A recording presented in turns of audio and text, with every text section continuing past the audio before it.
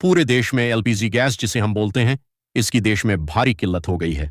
हमारे देश में जितनी एलपीजी की खपत है 60% इंपोर्ट होता है और उस 60% इंपोर्ट का 90% स्टेट ऑफ हर्मोस से आता है और स्टेट ऑफ हर्मोस इंडिया के लिए बंद हो गया।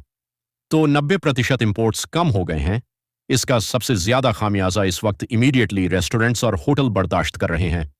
इसकी वजह से अब मुंबई में 20% होटल और रेस्टोरेंट बंद हो चुके हैं और लगभग अगले 2 दिन के अंदर 50% रेस्टोरेंट और होटल बंद होने जा रहे हैं। तमिलनाडु में लगभग 10,000 होटल बंद होने की कगार पे हैं।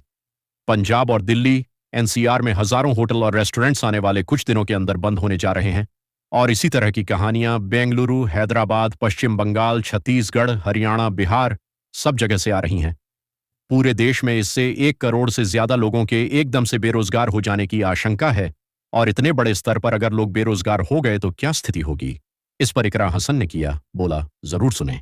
जी देखिए, पूरे देश में एक हाहाकार की स्थिति बनी हुई है। 100 रुपए पहले ही बढ़ चुके हैं और लगातार यही जानकारी मिल रही है। कई स्टेट्स में अब एलपीजी मिल भी नहीं पा रही है और क्रूड ऑयल का भी नहीं पता है कब तक हमें मिलेगा, कब नहीं मिलेगा। तो ये हमारी सरकार की फॉरेन पॉलिसी का फेलियर है, जो जिसको पहले दिन से विपक्ष पॉइंट आउट कर रहे थे।